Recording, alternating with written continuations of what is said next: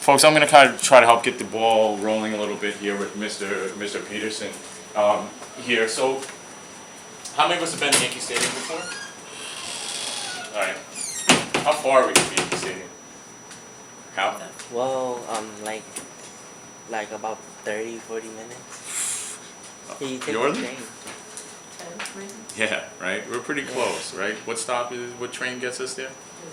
Right, D train, right? So we can take the train to another stop or two past school, and we're right here at Yankee Stadium. Kind of talk a little bit about what it was like to play baseball, professional baseball here in New York City. Not everybody gets a chance to play full time in New York City, and you spent the bulk of your career here with the Yankees. I grew up in the Chicago area, and my favorite team was the White Sox. And I feared the Yankees because every time they came to Chicago, they would beat my White Sox. And I had never been in any other city other than Kansas City before I got here. And the first night we got here, after spring training ended in 1966, I couldn't believe what was down here, down from the air. It looked like 10 Chicagos all in one. And I'd never seen anything that big. And I got here, and we took the bus from LaGuardia to the stadium. I got out, and there was another rookie player on the team with me that year, even though he was older, Dooley Womack, you might remember. And we went out to center field in Yankee Stadium at night, even though there were some lights there, just to see what it was like, because we've seen it our whole lives, at different parts of our lives, in pictures and on TV, but never in person. And we were both flabbergasted that we were in the real Yankee Stadium looking at the real tombstones of those players, those monuments out there, and it was a big thrill. And it continued the experience right the next day when we worked out at the stadium, and they let all the people come in for nothing just to see us and see us work out. And it was a realization that I was actually there, and I was in uniform with the very same guys that you've heard about, maybe Mickey Mantle and Roger Maris and Whitey Ford and all those kind of people. And it was great. It was hard to find a place to stay that I liked because I wasn't used to staying in the city. So I worked around, stayed at the Concourse Plaza up in the Bronx, which was decent at the time.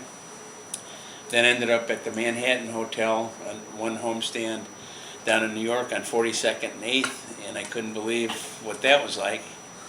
I was just from a small town and close to Chicago, but I wasn't used to this type of size. And I found that it took a long time to get to know anybody in the city because nobody looks at anybody. There no eye contacts allowed. So it took about a month of living. I lived at 88th in York, if you know where that is. Yeah, sure. With a college roommate of mine before my family got up to New York here. And it took a month to get somebody at the coffee shop to even smile at me, a waitress. And it took a while to get used to, but I got used to it. And then when I finally left, 8.5 years after that, and got traded, then I missed it. You know, it's something you take for granted, and it's gone again. And that's why I come back now and do some book signings and stuff like that. Anytime I get a chance to come back here, I really appreciate the city and enjoy it. Tony lives out in New Jersey, in Hawthorne, right across from where my son lives. And when I come out here, I always stay out there and then take usually public transportation in. But the last 2 days, Tony's driven me into the city for a book signing down there. And then today, and both times we were almost late because of the traffic. It's unpredictable. And that I don't think I can ever get used to. No, I think that. When did you first know that you had talent baseball-wise that maybe put you a little bit ahead of everybody else or around you? When did it start being a bit clear to you that you had a chance? It came probably in my sophomore year of college, actually. And Where'd you go to school? Northern Illinois University. But to take you one step back so that everybody knows that they have a chance to do something too. I couldn't throw hard, but I always had control. And after my freshman year in high school, my coach said at a banquet, he said, Fred, which was my name at the time, I'm Fritz now, but he said, Fred has 3 pitches, slow, slower, and damn slow. So that's how I started, and I barely made the team for 3 years in high school. Then I got real good and got a fastball along with the control as a senior in high school, and I was all conference and all everything. So that's when I knew I was a little bit better than the norm. The next year, I rolled into college thinking I'd be a star on their team, and I didn't even make the team. I got cut my first year, and the coach, when he cut the players, said, anybody wants to come out after we come back from spring training down in, they went down to New Orleans for a week, can come back out when we get back. And I was the only one that was there when they got back, and eventually made that team. And again, I didn't do well that year. I was a starting pitcher the next year, which was sophomore year. Lost every game in the last inning. And then my junior year, I was that thing again that could do everything. I was all conference, all District 6, which is really big in A1 sports, 1A sports. And some scouts had seen me on our southern trip that year, the junior year, from the Yankees, and kept track of me during the whole year. And finally, after the college year was over, I had tryouts with both with Kansas City Athletics at the time. They're the Royals now, but they were the Athletics, and the Yankees. And at the time, the Yankees offered me a little bit more money, only $9,000. In those days, to me, it looked like $1 million. But Kansas City only offered $8,000. But it was the scouts on the Yankees telling me that I'll be in the World Series every year if I make the, I'm a starting pitcher, I'm on a team. And I bought it, and I wouldn't have signed with anybody else, but they lied. I never was in a World Series in my life, and I was here over 8 years, but it was still, I say in my little book that I don't know if Mr. D has, I say in there, I'd rather have been on a losing Yankee team than on any other team winning. And I really mean that, because the Yankees to me are everything.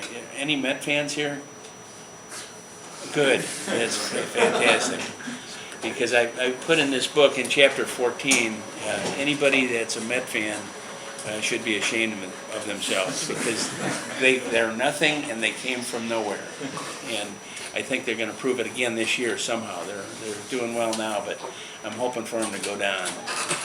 That once that's in you, it's always in you. So sorry if there aren't any Met fans, but I'm happy there aren't apparently. So now, how many years did you spend in the minor leagues before you had a shot at playing in the majors?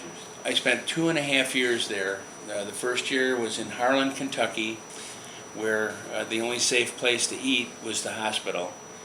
But it was a great experience. Again, I thought I was going to come in as their best player. I got to the hotel over there, and I called the manager, and I said, Mr. Blaylock, his name was Gary Blaylock. I said, I'm here. And he said, what's your name? And I said, Fritz Peterson. And he said, what position do you play? So I knew I had to start all over again from nowhere and get up. And so that year I ended up with 4-3. The next year I went to Shelby, North Carolina in D-ball, which was the lowest league for a whole year. Ended up pretty well there. And next year I went to Columbus. I started out at Greensboro, North Carolina, and they moved me up in the middle of that year to Columbus, Georgia, which was AA. And after that year, I had a really good year there in total. The next year, they invited me to spring training with the real New York Yankees, and that was the year I made the team in 1966. What was life like in the minor leagues? And we talk about the process of being a major league, especially now with like the large stars that major leaguers get. But you talk Class D. Now the minor leagues, it goes from rookie right to A, AA, AAA. There they had D, B, C, right. Wait, D, C, B, A, and then all the way up. So there were more classifications low. Right. What was that? I mean, I know you're young, but like, what was that grind like, and the travel and all that being in the minor leagues? So a lot of people see major leagues and they don't really think about the process of the minor leagues. Can you talk about that work on the way up? Right. That. I didn't look at it as a grind because I was so happy to be playing baseball and getting paid. Yeah. And in those days, we got $500 a month, and that still was enough. And that was only for 4.5 months. But the travel went a little I started in the rookie league, and the travel was just small. We went by minivans. Then the next year, when we went by on buses, and guys in the third year, we ended up taking longer road trips on a higher league, and guys would fight for the luggage racks over the seats there, and they'd put a little air mattress on, or in the middle of the floor on the back seat was a prime spot, and that was a lot of fun. That started getting longer, the feeling of the drudgery of the road trips, but still, I kind of went fast all the way through it and didn't really linger anywhere. I always said if I go to the same place 2 years in a row, then I'll quit. But I had my college education in the background so that I had something to fall back on, which helped me mentally because this wasn't all or none baseball. I was going to be a teacher afterwards, and did end up teaching in college in 2 different colleges for about 5 off seasons there, which was a great time too. So you said 1966 you came up with the Yankees. You came up as some really great players were kind of winding down their careers. I think there's a few that some of the folks would like to ask about. Sure. Go ahead. So anyone want to take a shot at some of this team? Ask away. Kind of want to see. Okay, so like, do you think you were overshadowed by like other players like Mickey Mantle? No, I was at the beginning because nobody knew my name, and Mickey, Mickey was the only one after '66 that anybody wanted to get an autograph from. And in that case, sure. But you didn't mind being overshadowed by him because he was such a gentleman. He would come over to us in the clubhouse and say, "Fritz, hi, I'm Mickey Mantle," as if I didn't know. You know, here's God in a uniform, and he has to introduce himself. And he was just like that way to the players. So it didn't feel like that inside the clubhouse, but I'm sure outside the clubhouse, you know, here he is, and it was him. It was the big guy. Good question. What was it like watching him operate up close, even though his best years were behind him? I know he was in a considerable amount of pain, I guess, towards the end of his career. His legs were Right. kind of shot. But what were you still able to see from him those last few seasons? Oh, he hit a ball one time in spring training. We happened to be in Puerto Rico off a hard-throwing left-hander, Juan Pizarro, and I thought it was going to leave the whole state of Puerto Rico. It was hit so hard, and after that I called him the Thumper, and he liked that. He liked that nickname.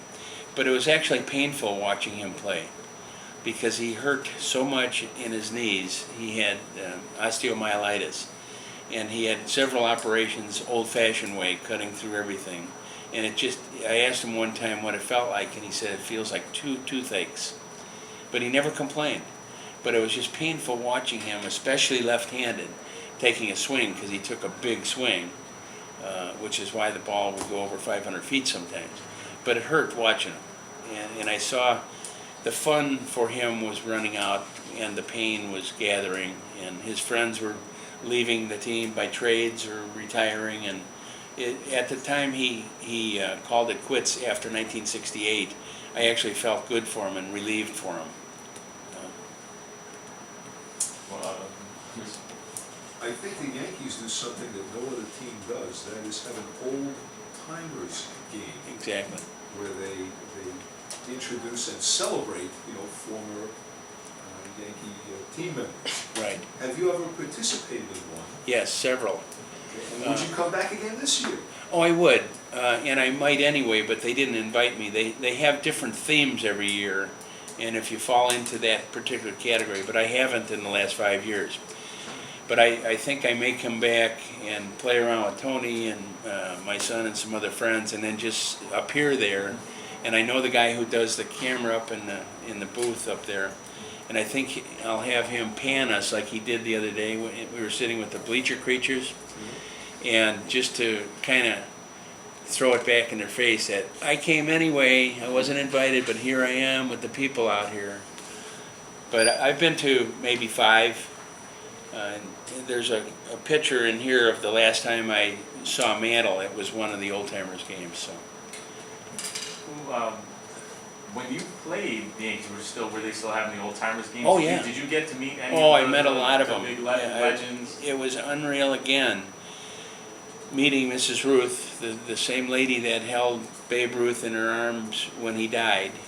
She'd come every year, and all the rest of those names. And Marty Appel, the writer, just came out with a new book, Pinstripe Empire. Yeah. And I've read a bit of it. Now it's like 700 pages. But all the people that I used to know through these old timers games, I'm learning what they did, and what even some of the old writers, and it's amazing. I wish I would have known more about those players, but here I was sitting in a dugout with history right next to me, and out there Joe DiMaggio, and and a lot of teams have tried old timers games before, but the Yankees, I think, are the only ones that still have it.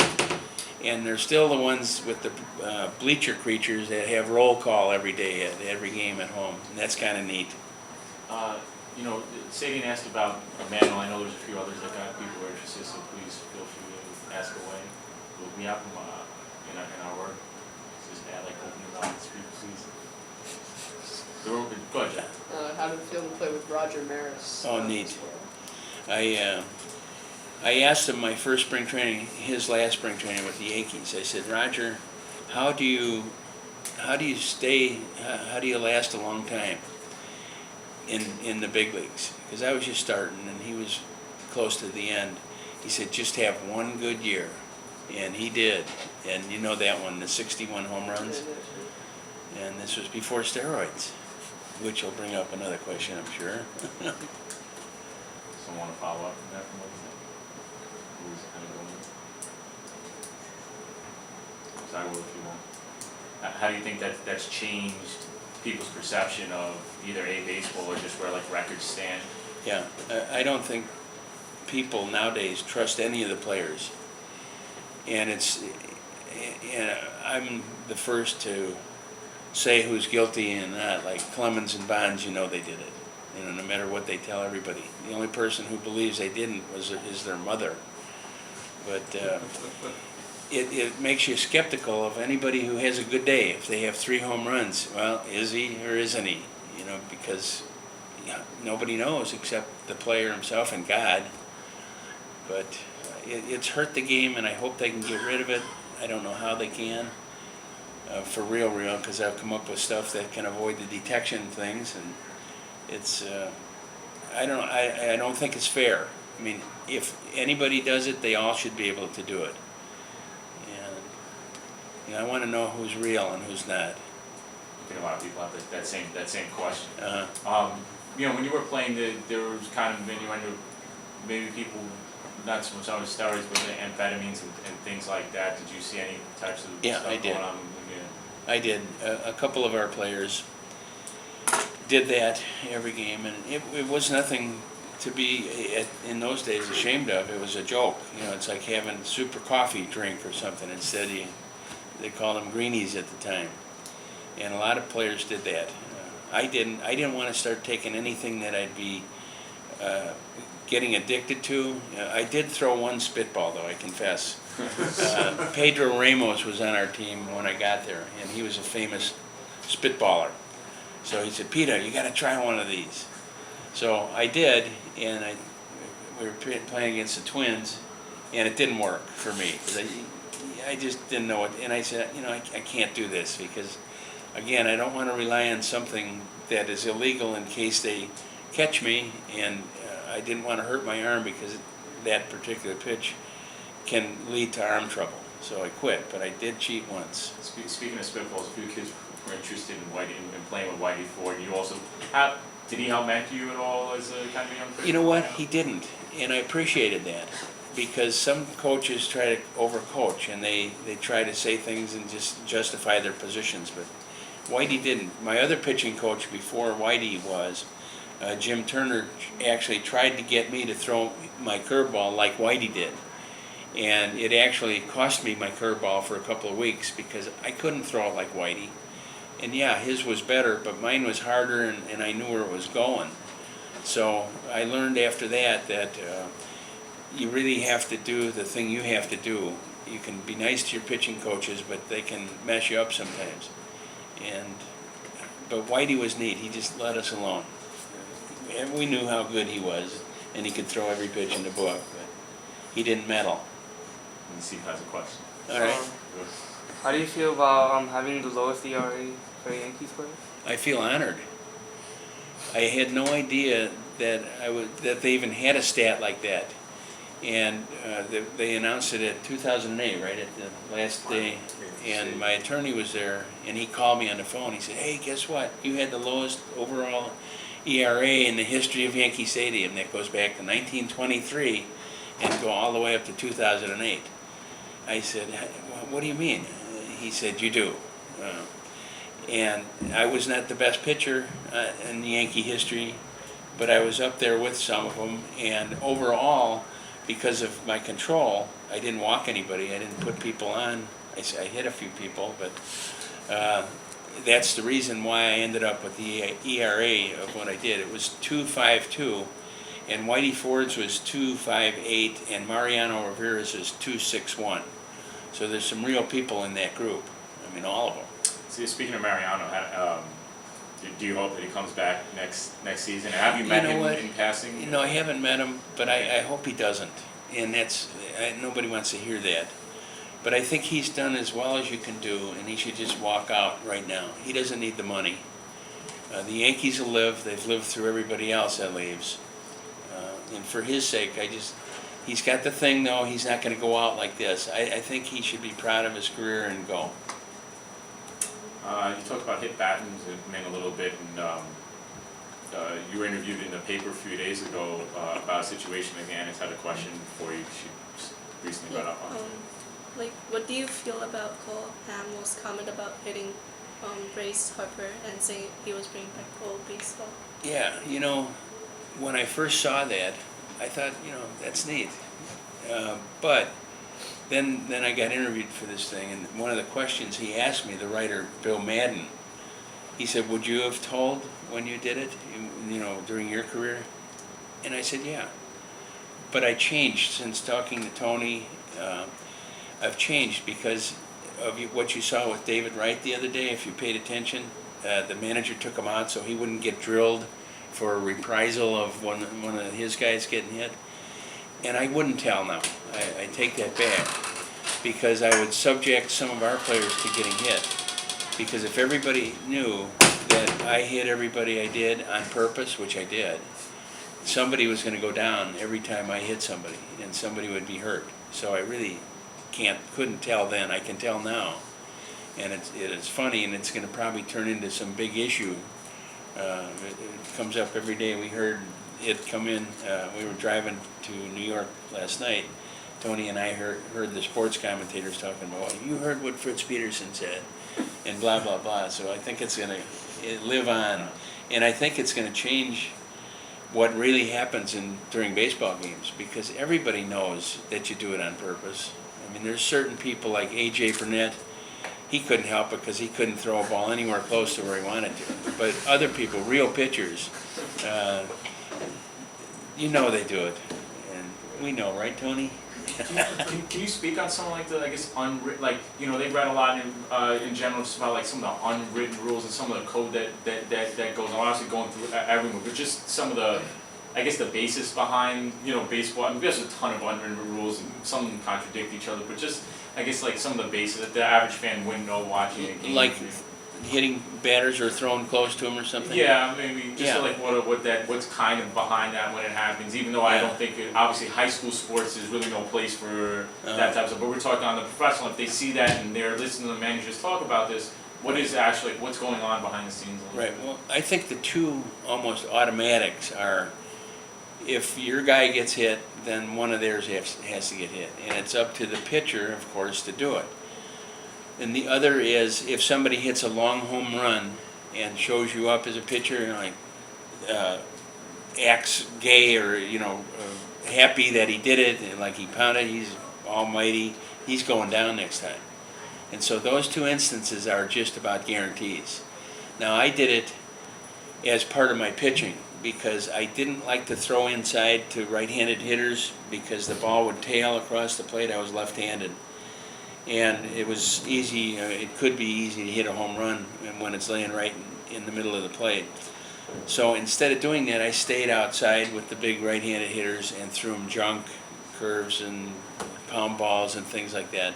But once in a while, to keep them honest, I had to hit one here and there, just so they knew that, hey, even though he's got the best control of any lefty in the 20th century, he still beans us.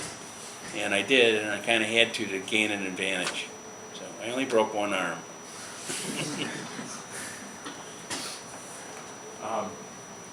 You know, the Yankees were going through a kind of like obviously a big change as you played. You know, as you played with them.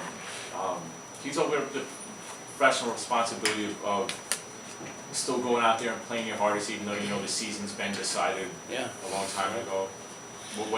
That our job. I'm talking about Mel Stottlemyre, if you remember that name, and me in particular. We were always 1 and 2 for like 8 years there. It was very hard because we didn't have the defense the Yankees used to have. We didn't have the offense the Yankees used to have. If we gave up 2 runs in a game, we have a chance of winning. 1, we usually would win if we gave up 1 run, even though I lost 2 games where I gave up only 1 run and we lost both of them. But if we got 3 runs for our team, there was a good chance we would win. But it was hard work. We could never give up on any pitch, and I had to learn over and over again that all I had was this 1 pitch at a time, and I couldn't let what happened before bother me, and I couldn't worry about what might happen. I had 1 pitch to throw, and that's what I did, 1 pitch at a time my whole life.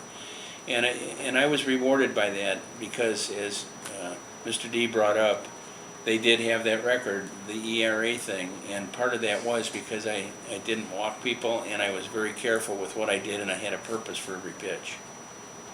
You know, you did something a lot of the pitchers who haven't had a chance to guys win 20 games in a season. What was different about that season? That's obviously besides you are on the other side of the ledger. You want me to tell you about the 20th win? Sure, I think it'd be exciting. You might enjoy What was your it. feelings going into that game? All right. I had to win my last 5 games to win 20 that year, and I knew the countdown was coming. So I did. I won 4 of those, and we went to Boston. We finished up in Boston in 1970. And we went to check in the hotel, and I picked up my key from the traveling secretary, and it was room 1912. And I looked at it, and I brought it back to the traveling secretary. I said, I can't be in this room. And he said, why? I said, because if I lose this game, my record's going to be 19 and 12. So thank goodness, and for fun and mental things, he was lucky enough to get me room 2011, which is what I would be if I won that game. So that was the start of that series. We got time? Yeah. Okay. We're about another 10 minutes. So it comes my turn to pitch the last day of the season, and I get out there. I tried to arrange the team the way I wanted it because I wanted guys out there that would take a ground ball in the face if they had to, instead of guys like we had who would maybe jump away from a hard line drive or something. But he wouldn't let me. He went with what he did for the year, and oddly enough, the guy that I didn't want in there by the name of Jerry Kenny ended up hitting a base hit that ended up making me a 20-game winner.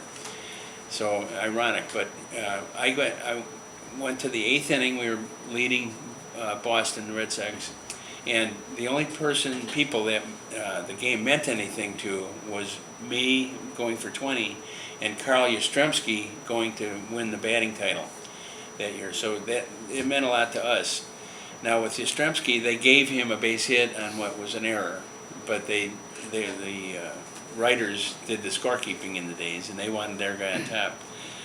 And I got to the 8th inning. 2 guys got on, and we were leading 4-3. So Ralph Houk came out to the mound and said, "Pete, this is your game," because it didn't mean anything in the standing. He said, "What do you want to do?" And I said, "Ralph, what would you do if this were the 7th game of a World Series?" And he said, "I'd bring Lindy in." So I handed him the ball immediately. And so I walked in the club, into the dugout, and people were all high-fiving me and all that. I don't even know if they did that at the time, but they patted me on the back, and I went to sit down in the dugout. And I said, no, I can't watch this, because this is probably the last time I'll ever have a chance to win 20 games. So I said, I'm going down in the clubhouse. So I did that. But I could still hear the fans cheering and everything out there. So I looked around the clubhouse and I saw our manager's office, and they had a door on it. So I said, I'm going to go in there, and I did, and I could still hear the fans. So I shut the door. I got 3 towels and put them around my ears like this underneath the manager's desk, another layer of sound protection. So I was down there for the rest of the game and under the desk. And about 15 minutes after, it seemed like an hour after, but I saw the door open from under the desk, and I saw it close again. And it was our clubhouse manager looking for me. And so another 30 seconds went by, and it opened again because he figured I had to be in there. He just couldn't see me. And I peeked up over the top of the desk, and he was a good practical joker. And he had a real sour look on his face, like, you know, we didn't win. And then he finally broke into a smile and said, congratulations, you're a 20-game winner. So I came out, and I never wanted to leave that clubhouse ever. I wanted to stay there for the rest of my life. And that was it. It was fun. And that was Frank Messer said that was his favorite sports story of all time. And it was absolutely true. Every word of it. We're gonna play a little "This Is Your Life." We want you to take us through your memories of this game. This game. Just a little short clip. Oh, that one, yeah. The All-Star game? Weaver decides to bring in a left-hander against the next batter, Willie McCovey. I'm sorry, Jimmy. Give it a shot, though. That's good. Yeah, that's good. I appreciate that. Easy, Fritz Peterson.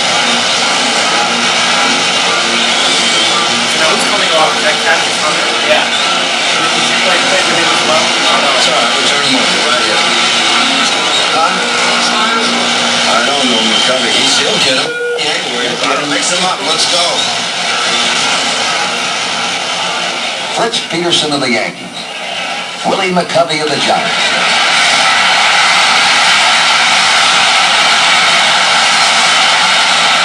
Harrelson scores.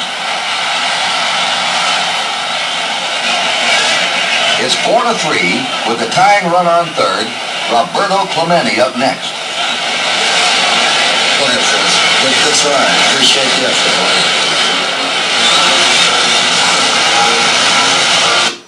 Did you want to pitch? Did you want to pitch to Clemente? No, because we had Stottlemyre in the bullpen too, and he's right-handed, and Clemente could hit anybody, but we had a better chance with Mel in there. But I wanted to pitch to McCovey, and I've taken that pitch back a million times in my dreams, and what it looked like there wasn't what happened.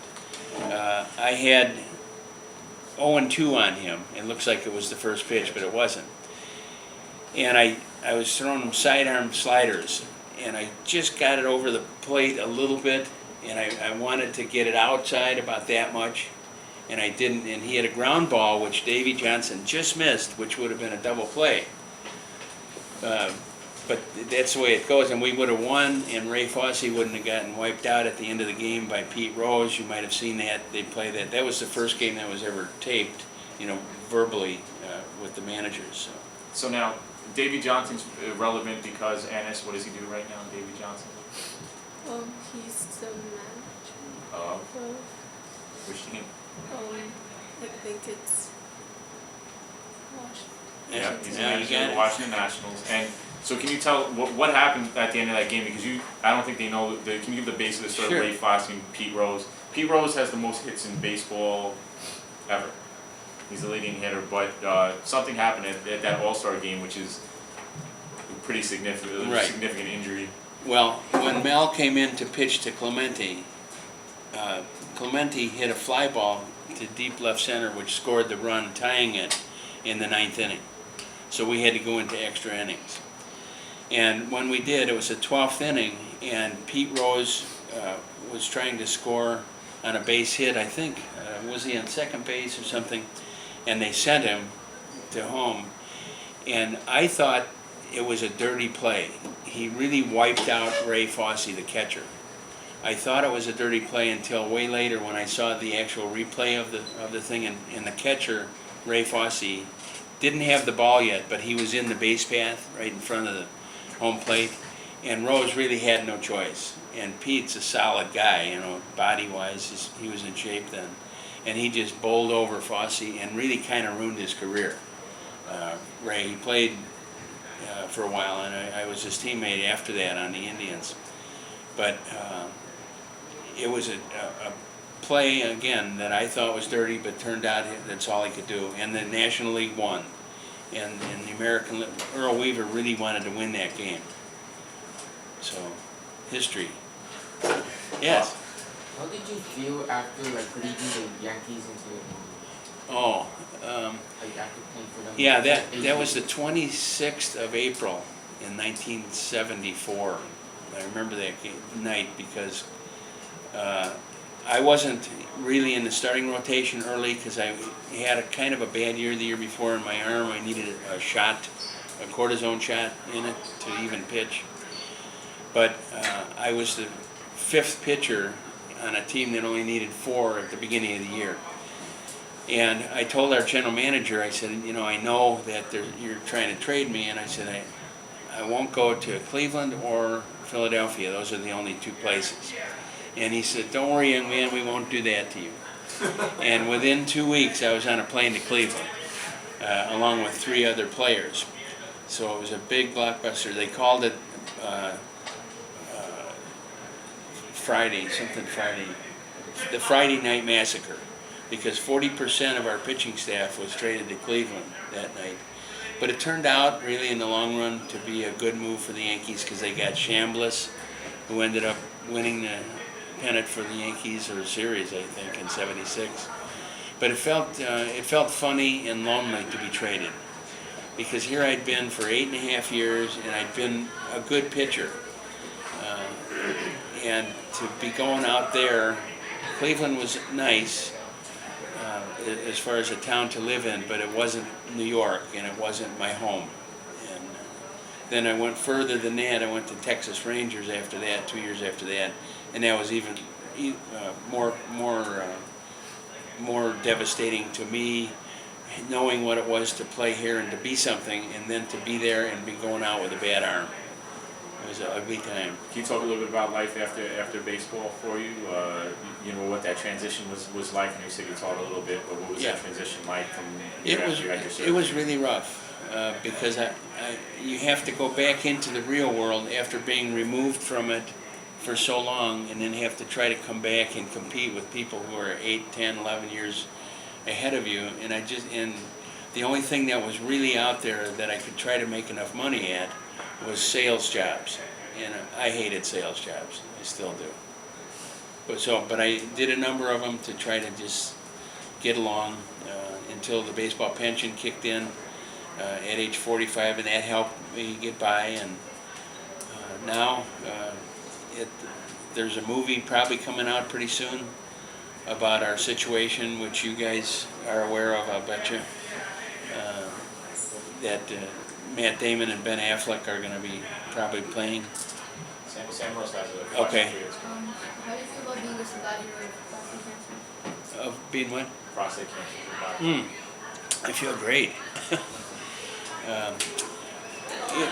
They found it in 1999, and I got it taken care of. And at that time, there was like 2 choices: get the radioactive seeds or surgery.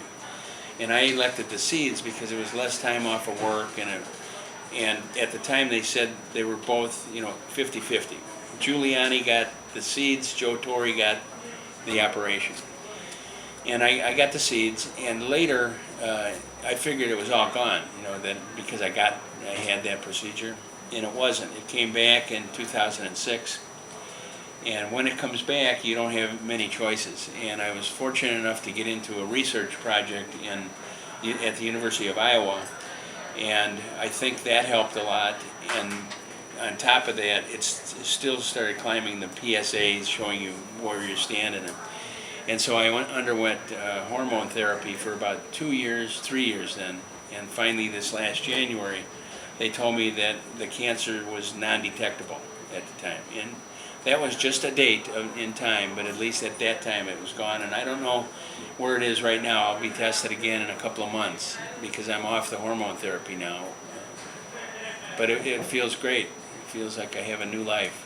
We have about a minute and a half, 2 minutes left. Okay. So any other questions? I got one more I want to put this way. So you talked a little bit about the book that you wrote, and we've done a lot of writing here. What was This book? Yes, your book, Mickey Mantle's Going to Heaven. What was the process like for you writing the book, and how long did it take you? I thought it would take 6 months, and it took 3 years. And I got tired of editing it. It got old as I went through each chapter many, many times. And I still missed a lot of stuff because I didn't have the money to pay for a real live editor like Mr. D or Mr. T over here, Tony. And but the reason I did this is because I wanted to get some things off my mind, and I really didn't care about the punctuation and the paragraphs that much, although it turned out okay. But I just wanted to tell the world that my wife then wasn't the person that the media made her out to be. And I wanted to even the score with a writer that they almost bought the movie rights from. They did, in fact. That if I didn't sign up as a consultant, they would have gone with his book in the movie that may be coming out. So I cleared the air with him, and just a number of other funny stories and real life things, and the way I looked at God at the time. All right. You're about 15, 20 seconds. Yeah, I never realized that God was as big as He was, and as forgiving and full of grace. And I wanted to tell people that because I thought I was dying of prostate cancer at the time, and just wanted somebody to know some of these things. So that was it. Thank you very much for coming. Yeah, if you can get up behind, I can get a photo of everybody. Yeah, that'd be good. I'd like that. Thank you. You want me to stay sitting? What's that? If you'd like, I think if I get around. I'll take it. Casey, you want to get in? Look at his smile. Yep. Smile.